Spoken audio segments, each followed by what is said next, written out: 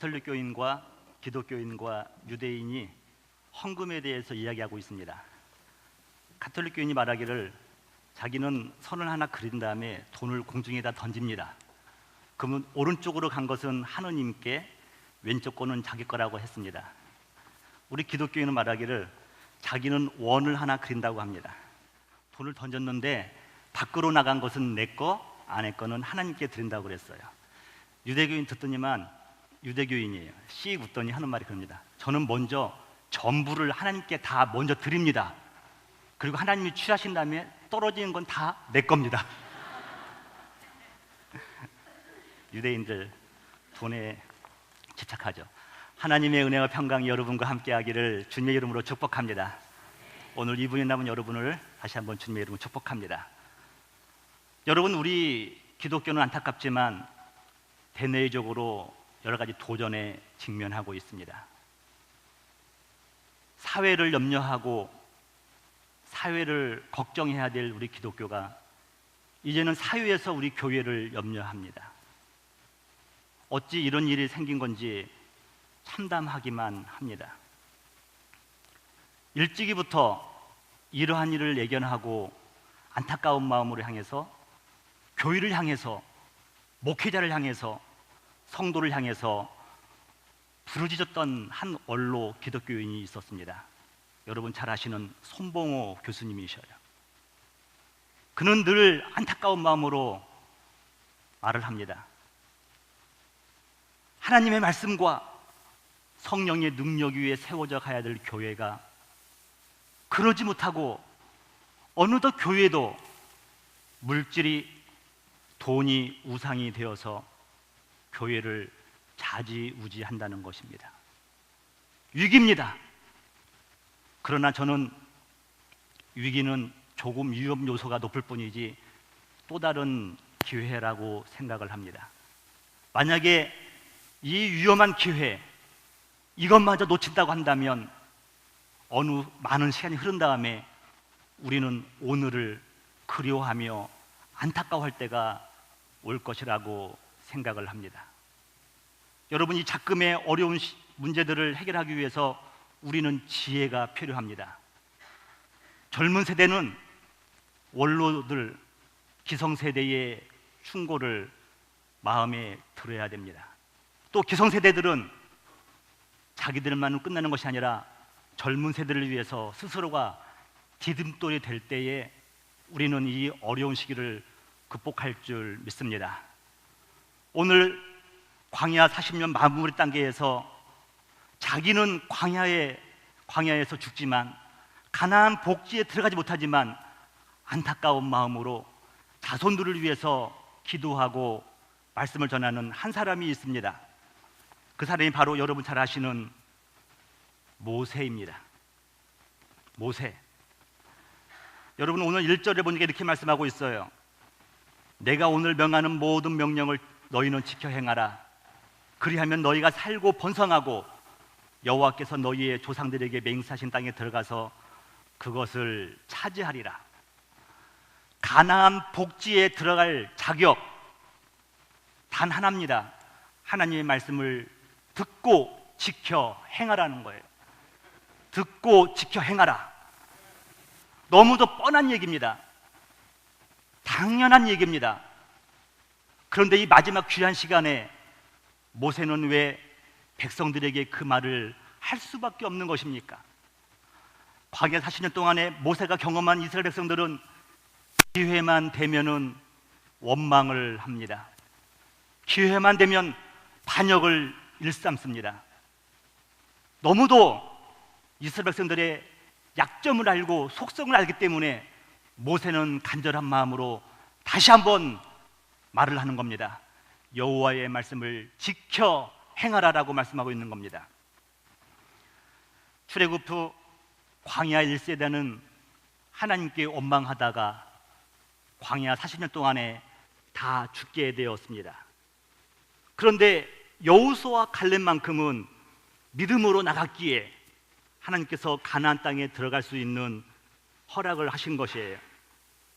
광야 1세대의 대표 모세가 죽은 후에 하나님께서 말씀하십니다. 모세가 죽자 하나님께서 말씀하시기를 가나안 복지로 들어가라 하는 거예요. 들어가라. 여러분, 광야 이 세대가 가나안 복지에 들어갈 때 그 충격을 상상이나 여러분 해본 적 있습니까? 광야에서 태어났습니다. 본 것이 들은 것이 광야 생활뿐입니다. 그런데 그는 광야에 들어가서 문화적인 충격, 신앙적인 충격, 신천지에서, 신세계에서 놀라운 일들을 경험하게 됩니다. 여호수아 5장 11절입니다. 유월절 이튿날에 그 땅의 소산물을 먹되 그날에 무교병과 볶은 곡식을 먹었더라. 여러분, 무교병, 누룩을 집어치지 않았어요. 발효가 안 된 거예요. 그걸 구워서 먹는다고 한들 여러분, 그게 맛이 있겠습니까? 생식도 아니고 볶은 곡식이에요. 딱딱해서 저같이 이가 약한 사람은 먹기는 하겠습니까? 그런데 12절 보니까 그 땅의 소산물을 먹은 다음 날에 만나가 그쳤고 이스라엘 사람들이 다시는 만나를 얻지 못하였고 그 해에 가나안 땅의 소출을 먹었더라. 저와 여러분의 관점에서는 무교병이나 볶은 곡식이나 그 땅의 소산이 별것 아닌 것처럼 느껴질지도 모르겠습니다. 그러나 40년 동안 주야장창 만나만 먹었어요. 만나밖에 몰라요. 여러분, 만나가 얼마나 맛있었으면 만나일까? 예? 근데 이 만나도 한두 번이지 4일도 아니에요. 4년도 아니에요. 40년을 먹고 나니까 물은 겁니다. 하나님이 주신 거지만, 그밖에 없기 때문에 먹었지만 어쩔 수 없이 먹는 거예요. 그런데 광야에 들어가서 드디어 무교병을 먹는 겁니다. 상상 그 이상이에요. 볶은 곡식을 먹는 거예요. 여러분, 금식한 다음에 몇 알의 밥알을 집에 들어가는 순간 너무나 달고 오묘한 맛이잖아요. 광야 이 세대는 가나안 복지에 들어가서 우리 눈에는 보잘것없지만 그들은 상상 그 이상의 것을 맛보게 되었습니다. 여러분, 가나안 복지는 장차 저와 여러분이 누리게 될 하나님 나라의 그림자이신 줄 믿으시기 바랍니다. 여러분들이 상상할 수 있는 그 이상의 것이 바로 하나님의 나라예요. 만약에 하나님 나라가 황금길이 있다, 보석방으로 이루어졌다 한다면 황금길은 걷다 보면 무릎이 아플 것 같아요. 흐글거려하잖아요. 좋은 걸 표현하다 보니까 황금길이에요. 보석방이 뭐가 좋습니까? 여러분들 찜질방 가면 사파이어방, 루비방 있잖아요. 이미 경험했잖아요. 요한은 너무도 좋은 것을 인간의 언어의 한계로 표현하다 보니까 황금길과 보석방으로 표현한 겁니다. 여러분, 마치 광야 이 세대가 느꼈던 것처럼 저와 여러분이 영적인 가나안 복지, 하나님 나라에 들어가면 저와 여러분들은 말로 표현할 수 없는 놀라운 일들을 경험할 줄 믿으시기 바랍니다. 이것을 사도 바울이 이렇게 말하고 있어요. 고린도후서 12장 4절이에요.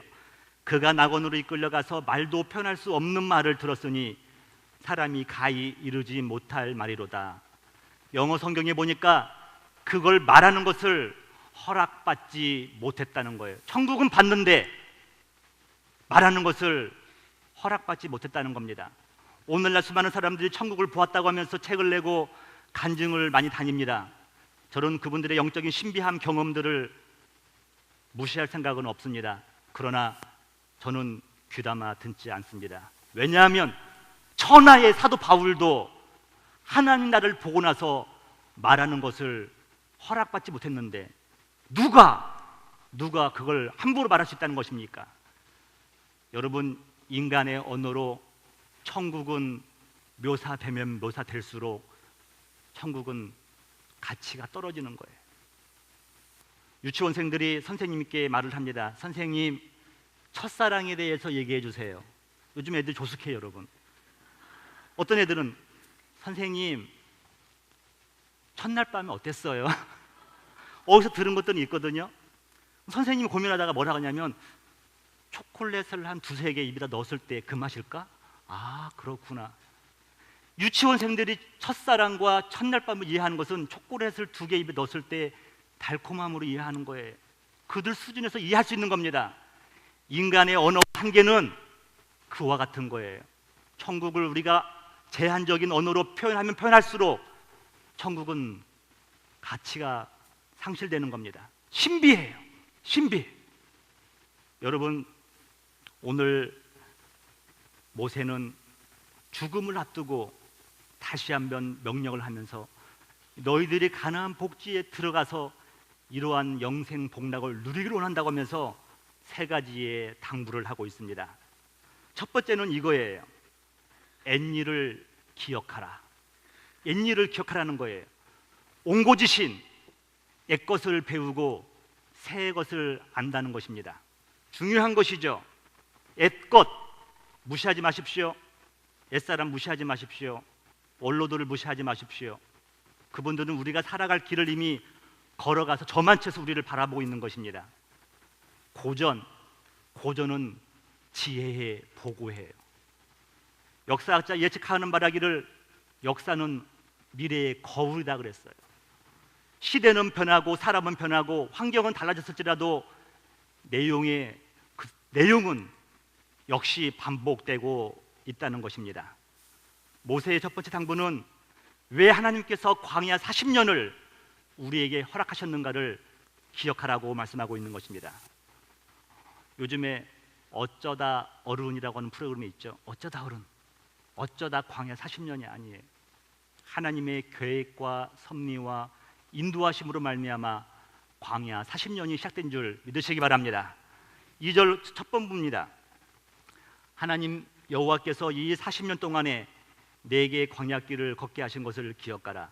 하나님 여호와께서 걷게 하신 것을 기억하라는 거예요. 어떤 사람은 말합니다. 사랑의 하나님이, 자비의 하나님이, 인자의 하나님이 어찌 그 사랑하는 백성들을 40년 동안 광야를 걷게 하실 수 있는가? 사람들은 말합니다. 그러나 그 사람은 하나님의 마음을, 아비의 마음을 전혀 헤아릴 수 없는 사람입니다. 잠언 3장 11절에 보니까 내 아들아 여호와의 징계를 경히 여기지 말라, 그 꾸지람을 싫어하지 말라. 12절 대저 여호와께서 그 사랑하시는 자를 징계하시기를 마치 아비가 그 기뻐하는 아들을 징계함같이 하시느니라. 사랑하는 부모들은 자녀를 훈육합니다. 내버려 두지 않습니다. 왜냐하면 훈육을 해야 그가 잘 되기 때문입니다.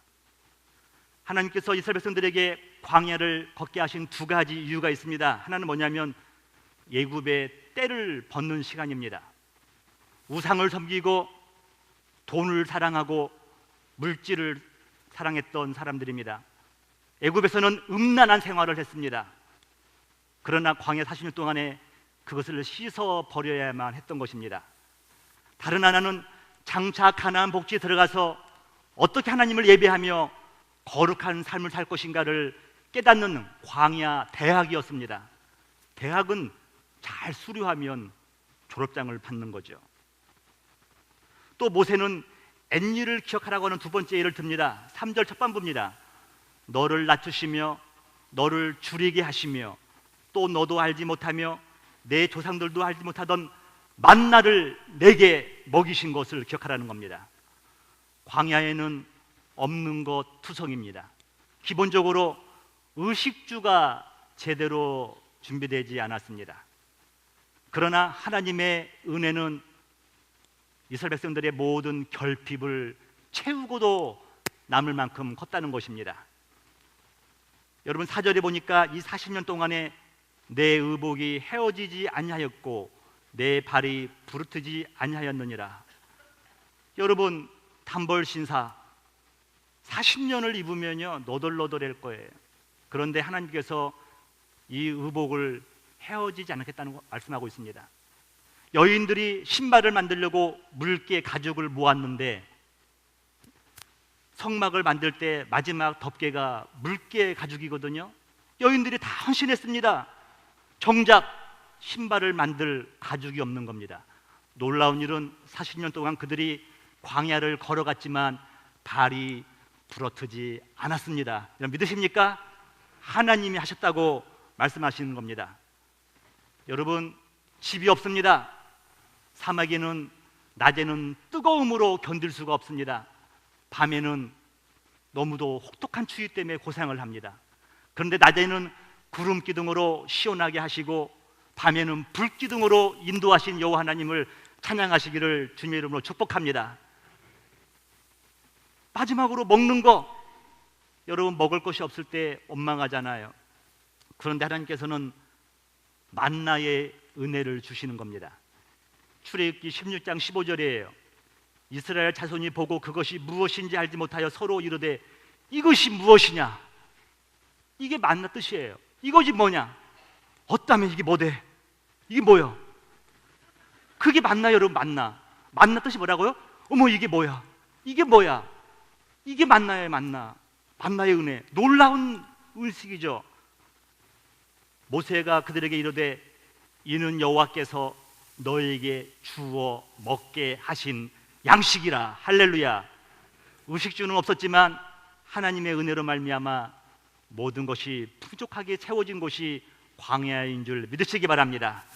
만나의 은혜는 내 노력이 아니에요. 하나님의 은혜로 채워주시는 하나님의 축복의 시간이에요. 저는 부교육자 시절마다 가는 교회마다 놀랍고 신기한 일이 뭐냐면 가는 교회마다 성전 건축을 하는 겁니다. 서초교회는 건축하고 왔는데 그 전에 리모델링 할 때도 헌금 많이 했어요. 그런데 교육자다 보니까 모범이 돼야 하잖아요. 없는 형편에 힘껏 합니다. 그런데 하나님은 공짜가 없으시다는 것을 유학 시절에 느낄 수가 있었던 거예요. 3개월 지나니까 가져야 할 모든 것들이 다 바닥났습니다. 이때부터는 광야가 시작된 거예요. 그런데 채워주시는 하나님의 은혜로 말미암아서 저희가 13년 동안 굶지 않고 잘 살았음을 여러분 믿으시기 바랍니다. 만나의 은혜예요. 만나의 은혜. 황충이 많이 모았지만 황충이가 와서 갉아먹으면요 금방 새어나가는 거예요. 하나님께서 들어오는 건 없는데 나가는 것을 막아주셨어요. 이것도 축복인 줄 믿으시기 바랍니다. 광야는 하나님의 은혜를 체험하는 장소였어요. 이것을 기억하라는 거예요. 두 번째, 모세는 그 고난의 의미를 생각하라고 말씀하고 있습니다. 여러분 잘 아시는 데카르트 철학자가 말하죠. 나는 생각한다, 그러므로 존재한다. 그런데 원어를 보니까 생각으로는 안 돼요. 나는 의심한다, 회의한다. 그래서 존재한다고 말합니다. 신앙은 무엇입니까? 끊임없이 의심하는 거예요. 하나님이 살아계시나? 하나님이 나를 기억하시나? 하나님이 나를 정작 구원하신 것인가? 끊임없이 우리는 의심을 합니다. 나는 의심을 하기 때문에 그러므로 나는 믿을 수 있다라고 고백하는 것입니다. 여러분, 신앙은 끊임없이 의심과 확신 사이에서 왔다 갔다 하는 거예요. 의심하고 확신하고 그러면서 정반합에 의해서 진행하는 것이 우리 신앙생활의 본질인 겁니다. 광야 40년 걷게 하신 이유가 2절 후반부에 나와 있습니다. 너를 낮추시며 너를 시험하사 내 마음이 어떠한지 그 명령을 지키는지 지키지 않는지 알려 하심이라. 광야는 우리를 시험하는 장소예요. 원망을 하든지 하나님 섭리를 깨닫고 감사하든지 둘 중에 하나겠죠. 저와 여러분들은 과거에 하나님께서 우리 가정을, 우리 인생을 낮추신 경험들을 많이 했을 겁니다. 저 역시 담임 목사를 하면서 많은 경험을 했습니다. 담임 목사의 기간은 철저히 저를 부정하는 시간이었습니다. 저는 얼마나 많이 자주 그리고 변덕처럼 내 소명과 부르심에 대해서 회의를 느꼈는지 모릅니다. 저는 좌절합니다. 그때마다 하나님께서 저를 다시 일으켜 세우시는 거예요. 또 나는 좌절합니다. 근데 또 하나님께서 그 웅덩이에서 저를 건지시는 것을 늘 느낍니다. 그래서 여러분, 복음성가 깊은 강에서 그가 나를 건지셨네, 이 찬양은 저의 일생의 찬양이라는 것을 말씀드립니다. 저를 향한 하나님의 커리큘럼의 대부분은 사람을 의지하지 말고 사람을 사랑할 뿐이라는 겁니다. 개척교회를 하니까 한 가정이 오면 얼마나 소중할까요? 소중하면 잘 섬기면서 사랑하면서 목양을 하면 되는데 어느덧 그분을 의지하게 되는 겁니다. 놀라운 일은 그분을 의지하는 순간 교회를 떠나가는 거예요. 사람을 의지하면 떠나가게 돼 있더라고요. 이것을 지혜롭지 못한 저는 많은 시간이 지난 후에 깨달을 수가 있었습니다. 하나님께서는 하나님 위에 내가 다른 사람을 의지하는 것을 원치 않는구나. 그 다음부터는 여러분, 누가 오시면 지극정성으로 사랑을 합니다. 그러나 하나님만 의지합니다. 하나님만 의지합니다. 이게 광야에서 주시는 깨달음이었어요. 한 4, 5년 전에 한 노부부 장로님께서 저희 교회를 등록하셨는데, 한 번은 아내 권사님이 오셔서 예배를 드리고 조용히 가셨습니다. 그 다음 주에도 오셨고, 그 다음 주에 오신 다음에 네 번째 주에는 그 장로님을 모시고 온 거예요. 그리고 그분이 한 2년 정도 지난 다음에 저와 저의 아내를 자기 비즈니스 장소로 초청을 합니다. 그분이 말씀하기를 10여 년 전에 아들이 펀드 매니저인데 어떠한 벤처기업에 돈을 좀 투자를 하라고 권유를 하더래요.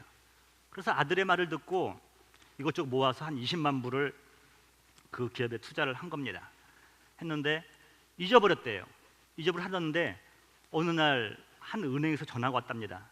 그 은행이 그 회사가 개인 금고 세이프티를 만드는 회사였는데, 그 은행에서 그 회사를 인수하려고 하니까 뭐 좀 애매하게 하려다 보니까 주식 지분이 필요했던 것 같아요. 그 주식의 지분을 다 팔라는 것입니다.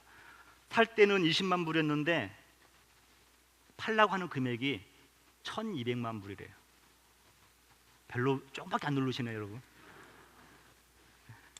와, 그러니까 다 넘겨줬대요. 넘겨주면서 1200불 받았는데 세금을 제하고 나니까 한 700여만 불이 남았다고 합니다. 세금 비싸죠. 700여만 남았는데 아내가 처음으로 마지막이자 그 돈을 반 나누자고 해서 반 나눴다고 합니다. 예. 근데 각자 내 인생도 살아가는데, 이 장로님이 저희 아내랑 이제 들어가서 예배 드리고 앉았는데 어떤 계약서를 탁 던지시는 거예요. 내려놓으셨을 말씀이, 목사님, 제가 아파트 11유닛짜리를 계약을 했습니다. 그런데 목사님 교회에서 이것을 운영하면서 장학 사업을 했으면 좋겠다는 거예요. 목사님, 자신 있습니까? 묻는 거예요. 자신 있습니까? 이게 웬 떡이냐? 그러지 않고 공감을 생각합니다. 하나님, 저로 시험에 들게 하지 마옵소서. 그리고 대답을 합니다. 어떻게 이런 대답을 했는지 저도 모르겠어요. 장로님, 저희 교회와 저를 사랑해 주셔서 감사합니다. 그런데 하나님이 저를 이 일을 하라고 저는 부른 것 같지 않습니다. 만약에 장로님께서 이 좋은 일에 쓰시길 원한다면 주변에 미국 교회 멋진 교회들이 많이 있지 않습니까? 그 교회 장악하는 데에다가 기증을 하시면, 도네이션 하시면 그쪽에서 잘 운영할 것 같습니다. 근데 저는 자신도 없고 그 일이 제 일이 아닌 것 같습니다 했는데, 장로님이 공부 생각하면서 고개를 끄덕이시는 거예요. 그분이 이제 저희 교회 장학 사업을 하면서 많은 학생들을 장학금을 주게 되었죠. 제가 생각해 봅니다. 하나님께서 사람을 의지하지 말고 사람을 사랑하고 하나님을 믿고 의지하라고 훈련한 결과, 저는 그런 결과를 얻을 수가 있었던 것입니다. 광야가 아니면은 깨달을 수 없는 일들이에요. 3절 후반부에 보니까 사람이 떡으로만 사는 것이 아니요 여호와의 입에서 나오는 모든 말씀으로 사는 줄을 내가 알게 하려 하심이다라고 말씀하고 있습니다. 왜 기록된 말씀이 아니고 하나님의 입에서 나오는 말씀인지 아십니까? 기록된 말씀은 우리를 죽음으로 인도합니다. 우리가 죽게 된 운명인 것을 드러냅니다. 기록된 말씀은 우리의 영혼을 살리지 못합니다. 그런데 하나님의 입에서 나오는 말씀은 우리의 혼과 영과 관절을 찔러 쪼개며 우리의 마음과 생각을 감찰하시는 능력의 말씀인 줄 믿으시기 바랍니다. 고린도후서 3장 6절이에요. 그가 또한 우리를 새 언약의 일꾼 되기를 만족하게 하셨으니 율법 조문으로 하지 아니하시고 레러 글자로 하지 않았다는 거예요. 기록된 걸로 하지 아니하시고 오직 영으로 함이니 율법 조문은 죽은 것이요 영은 살리는 것이니라. 믿으십니까? 성령의 말씀이 저와 여러분을 살리는 줄 믿습니다. 목회자는 꿀벌의 지혜를 배워야 돼요. 여러분 리더들은, 소그룹 리더들은 꿀벌의 지혜를 배워야 돼요. 단물을 먹습니다. 화분을 먹습니다. 그러나 뱉을 때에는요 노얄제리를 뱉어내야 돼요. 뱉을 때에는 꿀을 벗어내야 되는 겁니다. 그래야 그걸 먹고 품원들이 살고 성도가 살 줄 믿습니다. 요한복음 6장 49절에 보니까 너희 조상들은 광야에서 만나를 먹었어도 죽었거니와 이는 하늘에서 내려오는 떡이니 사람으로 하여금 먹고 죽지 아니하게 하는 것이니라. 나는 하늘에서 내려오는 삶이 살아있는 떡이니 사람이 이 떡을 먹으면 영생하리라. 할렐루야. 만나는 그림자에 불과합니다. 예수 그리스도가 저와 여러분의 생명의 떡인 줄 믿으시기 바랍니다.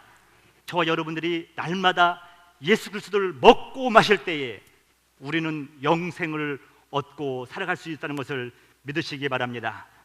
마지막으로 모세는 그 자손들에게 당부합니다. 감사하라. 감사하라. 여러분 생각하다와 감사하다는 말은 어원이 같다고 합니다. 여러분 생각은 우리의 행동을 불러일으킵니다. 우리의 행동은 우리에게 습관을 만들어주죠. 또 우리 습관은 우리의 운명을 좌우합니다. 그렇기 때문에 여러분 생각은 곧 나의 운명을 좌우하는 거예요. 불신앙적인 생각은 우리를 불평과 좌절과 사망으로 인도할 겁니다. 그러나 믿음의 생각은 감사가 넘치게 하고 저와 여러분을 생명의 길로, 영생의 길로 인도하시는 줄 믿으시기 바랍니다. 그래서 여러분 우리 모두는 사람입니다. 순간순간 악한 생각들이 우리를 침범하고 들어옵니다. 어쩔 수 없어요. 목사도 들어와요. 그때마다 여러분 믿음의 방패로 막아내시기를 주님의 이름으로 축복합니다. 오 끼를레이 손 주여 나를 불쌍히 여기소서. 나를 불쌍히 여기소서. 7절입니다. 내 하나님 여호와께서 너를 아름다운 땅에 이르게 하시나니 그곳은 골짜기든지 산지든지 시내와 분창과 샘이 흐르고 밀과 보리의 소산지요 포도와 무화과와 석류와 감람나무와 꿀의 소산지라. 여러분 광야의 땅이 아름다우면 얼마나 아름답겠습니까? 하루면 좋게, 아니 1시간 10분만 있으면 돼요. 그 다음부터는 고난의 장소입니다. 그런데 모세는 말하기를 하나님께서 너희를 아름다운 땅으로 인도하였을 때를 말합니다. 왜 광야에서 연장되는 가나안 땅이 아름다운 땅입니까? 그 땅은 여러분 언약의 땅, 내 땅이기 때문에 아름다운 줄 믿으시기 바랍니다. 남의 집 좋으면 뭐합니까? 내 집이 작으래도 아늑한 내 집이 최고인 줄 믿으시기 바랍니다. 이거예요 여러분. 가나안 땅은 하나님이 약속해 주시고 허락해 주신 땅이에요. 그렇기 때문에 아름다운 겁니다. 또 하나는 뭐냐면 나를 통해서 그 가나안 복지가 변화될 것을 기대하라는 것이에요. 여러분 이스라엘 백성들이 들어가 봤더니 젖과 꿀이 흐르는 땅이라고 했는데 젖이 어디 있습니까? 꿀이 어디 있습니까? 그런데 젖과 꿀이 흐르는 땅이라는 의미를 그들은 깨닫게 됩니다. 여러분 황소가 풀과 물을 먹습니다. 대부분 황소는 배설물로 내보냅니다. 그런데 젖소는 물과 풀을 먹지만은 여러분 배설물도 내보내지만 젖을 만들어내는 거예요. 젖을 만들어내요. 여러분 말벌은 단물과 물을 마시지만 대부분 배설물을 만들어냅니다. 그런데 꿀벌은 뭘 만들어냅니까? 꿀을 만들어내는 거예요. 꿀을 만들어내는 거예요. 여러분 젖과 꿀이 흐른다는 것은 뭐냐면 척박한 땅일지라도 너희가 들어가서 젖이 흐르게 하라, 꿀이 흐르게 하라고 하는 하나님의 명령인 줄 믿으시기 바랍니다. 여러분, 여러분의 가정이 영적 가나안 복지가 되기를 주님의 이름으로 축복합니다. 여러분의 직장과 여러분의 사업장이 가나안 복지가 되길 원합니다. 그러나 여러분, 현실은 어떻습니까? 삭막합니다. 전쟁터입니다. 지긋지긋합니다. 매일같이 사표를 안에 품고 다니시는 수많은 직장인들이 있습니다. 그런데 우리 크리스찬들은 달라야 돼요. 여러분은 황소가 아니에요. 여러분은 말벌이 아니에요. 여러분은 젖소이면서 꿀벌인 줄 믿으시기 바랍니다. 여러분은 먹는 것은 삭막한 거지만 뱉어내는 것은 젖과 꿀을 뱉어내야 될 줄 믿습니다. 9절이에요. 내가 먹는 것을 모자람이 없고 내게 아무 부족함이 없는 땅이며 그 땅의 돌은 철이요 산에서는 동을 캘 것이라. 내가 먹어서 배부르고 내 하나님 여호와께서 옥토를 내게 주셨으므로 말미암아 그를 찬송하리라. 여러분, 작금의 현상에서 한국교회의 아픔을 보십니까? 보시는 분들은 사명이에요. 내 그럴 줄 알았다 손가락질 하지 마세요. 주님의 몸입니다. 그 아픔을 느끼면서 우리는 황소와 말벌처럼 사는 것이 아니라 우리는 젖소와 꿀벌처럼 그 땅이 주님이 원하시는 약속하셨던 젖과 꿀이 흐르는 땅으로 만들어야 할 책임이 저와 여러분에 있는 줄 믿으시기 바랍니다. 우리는 믿음으로 나갈 때에 우리 가정이 영적 가나안 복지가 될 줄 믿습니다. 우리 교회가 영적 축복의 장소가 될 줄 믿습니다. 근데 이 첫걸음은 무엇인지 아십니까? 출발점은 감사하라. 작은 것 감사할 때 더 큰 감사가 우리에게 올라날 줄 믿습니다. 감사라는 거예요. 시편 107편 1절에 보니까 여호와께 감사하라. 그는 선하시며 그 인자심이 영원하미로다. 요한계시록 4장에 보니까 이스타 장로가 어린 양의 보좌 앞에서 바짝 엎드리면서, 장로님들 잘 들으세요, 바짝 엎드리면서 자기의 왕관들을 다 내려놓습니다. 그리고 어린 양께만 예배를 드립니다. 거룩하다, 거룩하다, 거룩하다. 오직 찬양과 영광과 존귀를 받으실 분은 어린 양밖에 없다고 찬양과 감사를 드리는 것입니다. 모압과 암몬과 셀 사람들이 연합으로 해서 여호사밧을 쳐들어옵니다. 두렵습니다. 한 민족도 아니고 세 민족이 연합해 쳐들어왔습니다. 이때 여호사밧이 할 수 있는 유일한 일, 성가대를 조직합니다. 군인들 앞에 성가대를 세웁니다.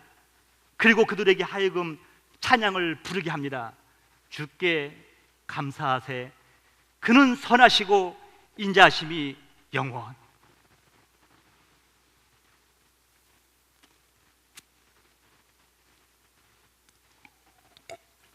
주께 감사하세.